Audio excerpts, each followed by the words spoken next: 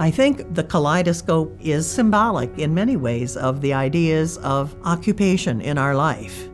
No matter how much I've looked through a particular glass kaleidoscope, the next time I pick it up, the combinations that I see will be different. Our occupational daily existence is made up of many tiny bits and pieces, and we put them together a little differently each day. And so to me, the idea of occupational science is that these simple, everyday things we call occupation, these tiny bits of glass in an artist's kaleidoscope, can combine to make a life as rich as we can imagine.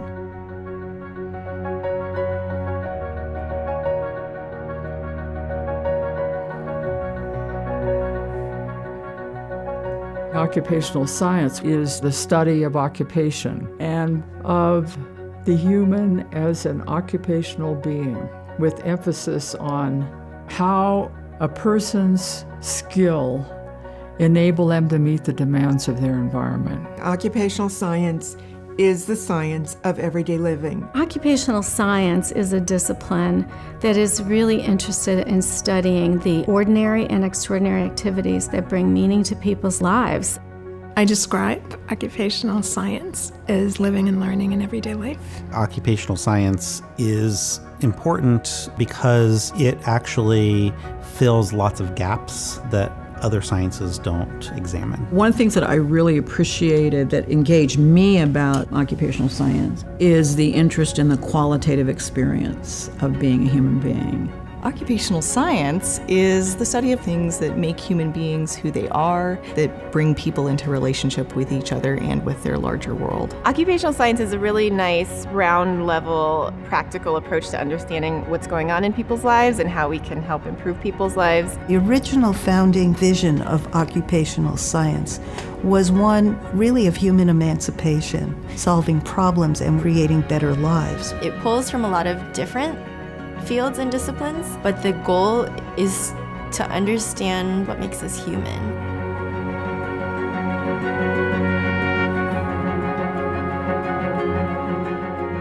Occupational therapy has been around for 100 years.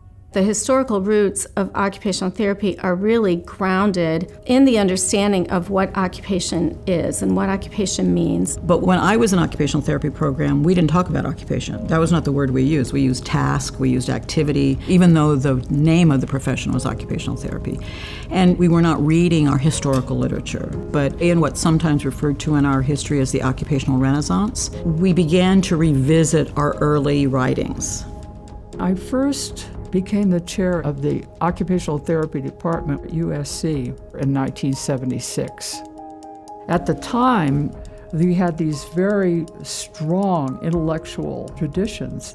Mary Riley, who had developed the occupational behavior frame of reference, Jean Ayres, who was the founder of sensory integration, and Margaret Rood, who was very famous in terms of utilizing sensory input to bring about a desired motor response. But our program was in a very precarious situation. In 1971, the program had been relocated from the University Park campus to Rancho Los Amigos Hospital in Downey. And we were housed in old wooden barrack buildings, what were called temporary World War II barracks, but this was long after the war, so they weren't temporary anymore.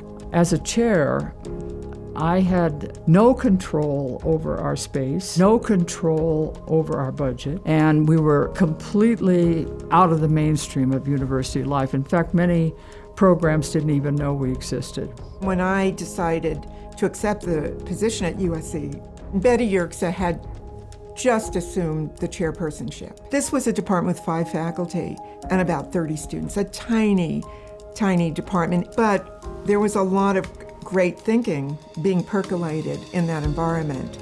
Florence Clark brought in the foundation of sensory integration and pediatrics, as well as innovative research methods. And then Ruth Zemke joined the faculty, was very interested in the neurobiological basis of skills.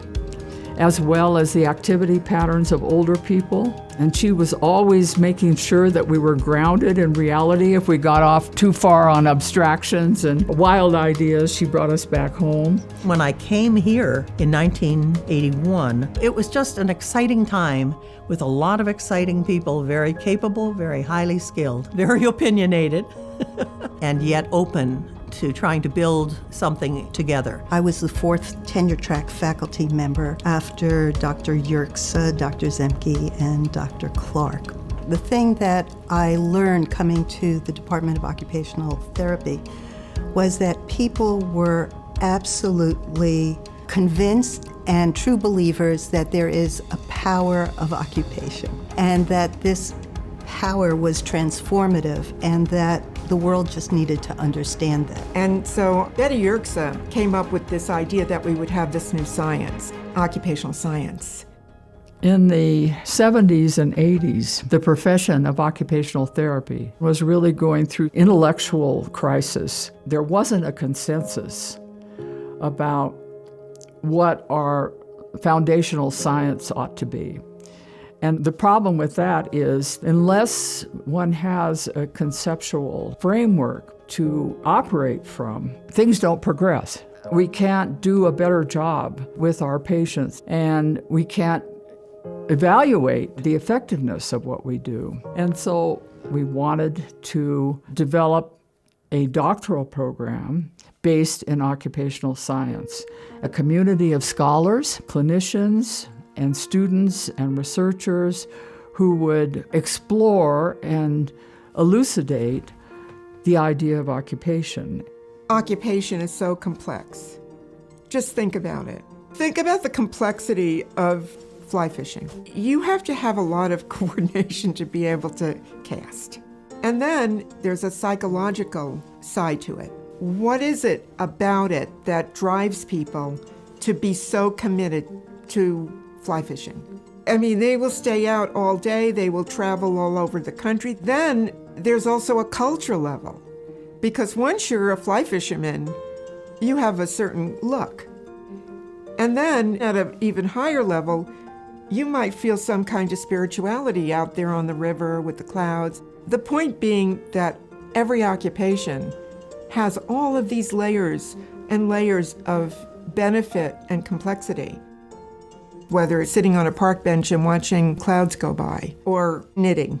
These are the taken for granted everyday activities that nobody really considered worthy of scientific investigation. Betty Yerxa could see that if we really wanted to understand humanity, human beings, we had to understand what they did every day, and we had to study it scientifically.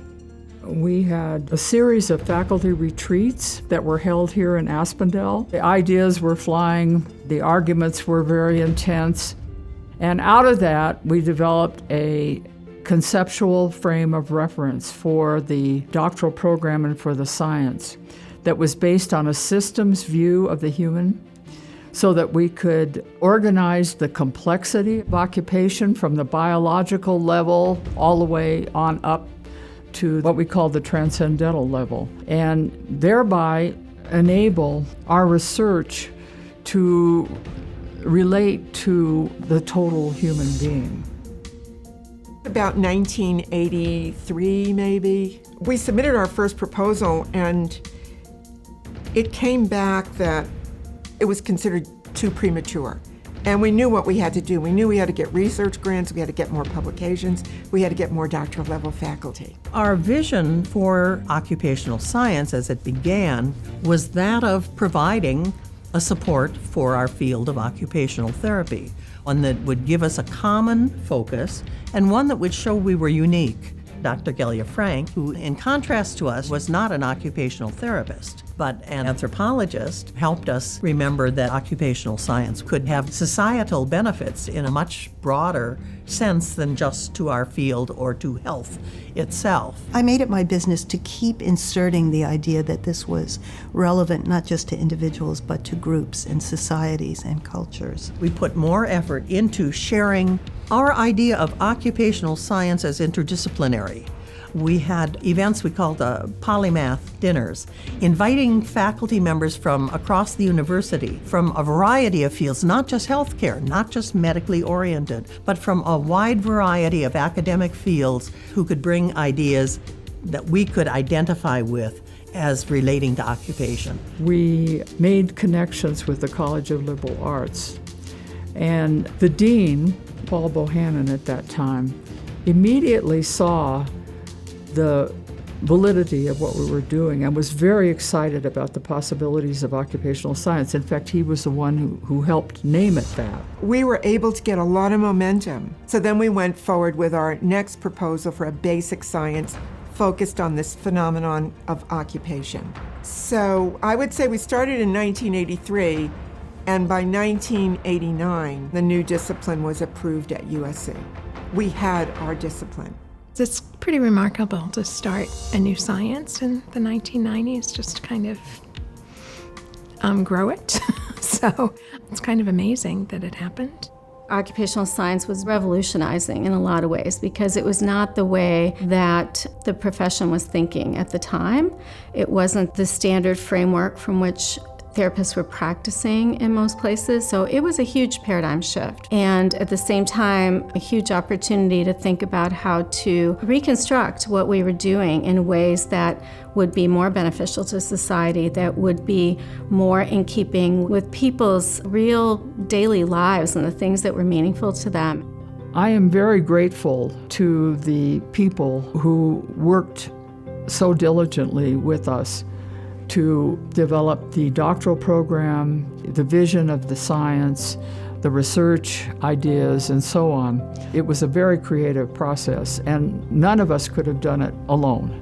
We were not the only founders. I mean, there was Diane Parham, there was Jeannie Jackson, Doris Pierce. We had this great team. Betty was the quarterback, and I was right there to catch the ball and to deliver it to the next phase. In 1989, I became chair, and I decided to dedicate myself to the whole occupational science project. Dr. Clark brought real energy, tenacity to the division. There were no limits to where occupational science could go. In the late 80s, we began the period of the Occupational Science Symposia. The symposium was one of our first major ways of sharing our thinking with our clinical community, with our academic community. It included keynote speakers who were recognized throughout the university. We had Stephen Hawking, Mary Catherine Bateson, Margaret Mead's daughter, Jane Goodall. Jane Goodall, of course, joined our faculty after that. We had Mihai Csikszentmihalyi, Andrew Abbott, Antonio Damasio, who ended up coming to USC. And then by 1993, we had our first National Institute of Health grant for the Well Elderly study. We were able to develop a program for elderly persons who were low income, living in downtown Los Angeles. We were doing a large-scale randomized controlled trial at Angeles Plaza with 351 people who were receiving 9 months of intervention. I mean, this was a huge project. Its results showed clearly the positive effect of such a program. It definitely supported not only the use of occupational therapy in wellness maintenance, but it showed that occupational science provided an outstanding background for doing so. That study was published in the Journal of the American Medical Association. We were able to establish the legitimacy of occupational science. In the early days, there were a lot of debates about whether we should use qualitative or quantitative methods, whether it should be a basic science or an applied science, whether we should be studying only people with disabilities or the well population. There were a lot of questions about what the focus would be. So I started really to think of the discipline as more like a child that was growing. It was always evolving and taking on new life. The first book in occupational science, Occupational Science, the Evolving Discipline, that Florence and I edited, was a collection of presentations and essays that were a stimulus to discuss these ideas of occupation. Around that time, our first graduates spread through academic and clinical and research work around the globe. We have had administrators in many departments of occupational therapy, prime researchers developing research programs in a number of our leading universities. Betty, at that time, had left academia but was traveling around the world talking about occupational science. Occupational science was being planted in other countries, in Australia, Scandinavia, South America. This was beginning to become an international science. There's a lot happening when I took my first class in occupational science. So the International Society for Occupational Science had just been formed, and the Society for the Study of Occupation, USA, was formed during my undergraduate years. So occupational science had gone from a rich theoretical foundation when it started here and just deepened and broadened internationally. I think as a student, it was great because you feel like you're learning from the people that made the field, essentially. Discussions are always really rich, and it's kind of cool when you're reading scientific papers for the authors of those papers to be your teachers. I very much want to commend Dr. Clark for the amazing contribution that she has made, bringing worldwide attention to occupational science, in establishing a very respected program of research. It's actually beyond our wildest dreams. USC Chan is the birthplace of occupational science, but it's so much more than that. It's a huge division that has so many areas of excellence and innovation. We have close to 100 faculty that are doing amazing things, and over 600 students across our various programs, spanning from our minor in occupational science all the way through our clinical doctorate and our PhD in occupational science. There's all these different research projects going on. We have teaching in so many different programs and really exciting clinical practices and innovative areas. USC Chan is a place where you don't have to ask, can we do this exploration? You start by saying, who are we going to collaborate with to do that work? Who are we going to partner with to find that next frontier of knowledge? The research and scholarship that's happening here is cutting edge in so many ways, providing us with new information around everything from basic neuroscience mechanisms and how we use virtual environments to impact people's daily lives, all the way to how we think about social injustice in communities and work with homeless people to help them restore dignity and find power in occupation to have meaningful, healthy lives. We have a reputation as being a place that really supports research. And we've got a critical mass of researchers across so many different journals and so many different topics. I'm the director of the Musculoskeletal Sonography and Occupational Performance Research Lab. We are studying and looking at carpal tunnel syndrome and the relationship of work activities and how those kind of repetitive activities may change or alter or shift the actual morphology of the tissues that we can see using sonographic imaging.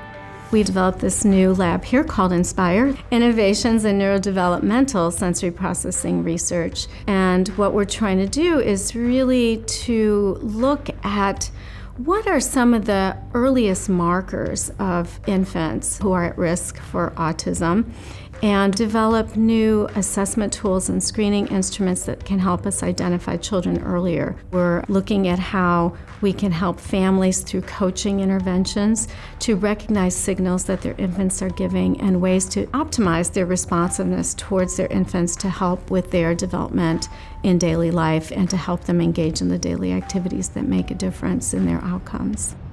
My research is primarily focused on diabetes, both understanding people's everyday life experiences with diabetes and how diabetes affects how they live their everyday life, as well as doing intervention research to try and help people improve their everyday life, their quality of life, as well as their health. In my lab, in my research, we try to help people after stroke recover better. We do that by studying brain imaging, so what changes in the brain lead to better recovery. We also do virtual reality and other interventions that we think could trick the brain into thinking it's on a path of recovery and actually get it on a path to recovery. The contribution to occupational science is that it brings a more biological perspective into this discussion of who we are, what's meaningful to us, and why does that matter? It kind of gets at that question from the level of the brain and the body.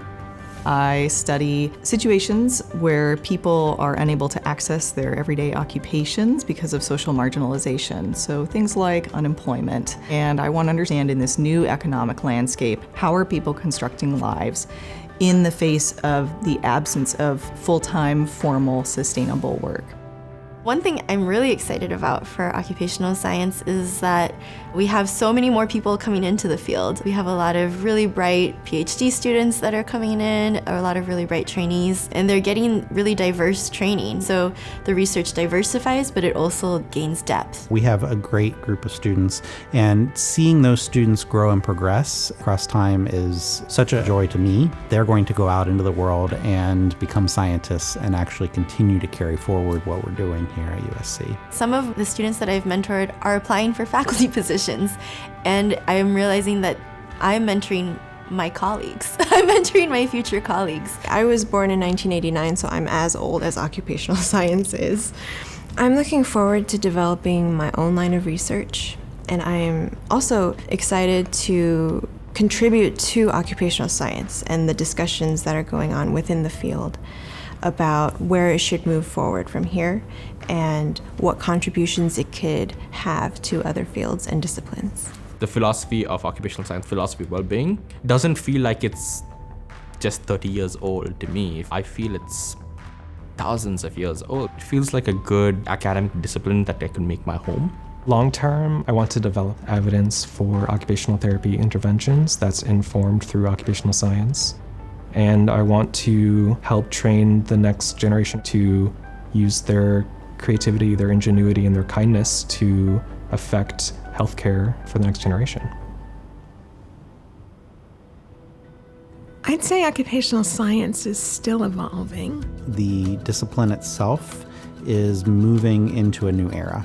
Knowing that we have all of the historical roots here, it is our responsibility to help shepherd, to mold, and to grow occupational science. Technology is transforming so much of what we do, and not only the ways in which we study, the ways in which we apply research and scientific methods. There are whole professions and careers that are based in new technological developments, and so that's really, I think, changing what's available to us in terms of the types of occupations we're studying. I think the next 30 years holds the realization of the field's potential to be truly interdisciplinary. We've drawn a lot from other academic disciplines, and I feel like the time is coming soon when other disciplines are going to start to really recognize what we have to offer and start to bring that into their science as well. And there are signs that that's really starting to happen, and I think that's really exciting. I actually describe the work that I'm doing as transdisciplinary. I'm working with engineers and psychologists and computer scientists, and we're developing something brand new. My field, speech, language, and hearing sciences, and I feel like occupational science can provide more of a perspective on the lived experiences of people who really struggle with communication. I've come from biotechnology and neuroscience, and everything I've learned through the first year of occupational science just resonates with the reason I got into research. Occupational science fits so well with my desire to help the individual as a person within their own environmental context, within their own narrative. I'm really interested to see how we can actually change my previous field of neuroscience as well as genetics for the better, and how we can change how research is actually done. We're working here on ideas of knowledge mobilization so we can impact not only other disciplines, but probably more importantly, just the general public health. We can do that through policy, we can do that through community programs, we can do that through the practice of different disciplines, including occupational therapy, and we can do that through research. Taking the scholarship and the work we do and really impacting people in their daily lives through these ordinary and extraordinary activities of daily life. I think the future of occupational science is going to require a commitment to the power of occupation in the social realm. There are a lot of difficult and complex social problems that occupational science is well equipped to address. An occupational science perspective on a wicked problem like unemployment is going to illuminate where policy structures overlook actual everyday experiences that the policies are trying to affect. Down on the ground, policies don't work in many ways. So, you have a national agenda, a national effort to try to end homelessness or to try to create certain kinds of opportunities. And the unique features of that down on the ground are just messy and complicated. Occupational science may be able to explore some of that messiness down on the ground to be able to inform back, well, why perhaps that policy initiative was not as successful as people had thought it would be. The reason occupational science is so valuable as a discipline is because it sits on this line between being a very kind of soulful approach to research and very person-centered and interested in humans from their perspective, but also wanting to develop innovative interventions that have strong evidence behind them. And so it's bridging that gap and kind of bringing them together that I think is where the magic is. You can see that I have a lot of plants, and they just keep growing and thriving because I know just exactly what to give each one, how much light, how much water. Each person needs his or her own customized blend of daily activity. And that's what occupational science is about, human flourishing through engagement in everyday living. Dr. Yerkes and Dr. Clark, together with Dr. Zemke and other faculty and students here, had this amazing vision for developing this discipline of occupational science. The fact that they could have this vision for not only creating this new discipline, but how it could really change practice of occupational therapy specifically was an amazing legacy to leave. I sometimes think what we did is say the name out loud, occupational science. This perhaps may be part of our background as USC educators. We've never been afraid or limited in our thinking about the importance of occupational therapy and of occupation to the world at large. It speaks to USC's willingness to look at things in ways that aren't traditional and that represent a new order. What USC did through its recognition not only benefited USC, but really the whole profession, and therefore ultimately the patients we serve. It would have been impossible for me to imagine 30 years ago the richness that the experience of working with occupational science has brought to my life and to my career, and the quality that I see 30 years later in the doctoral programs that are teaching researchers around the world. I'm very excited by what has happened and thrilled and humbled by what came out of those bare beginnings in those old wooden barrack buildings with a very small faculty of really devoted, intelligent, forward-looking people. We started under such austere circumstances with so little support, and look what's happened today. It's almost miraculous.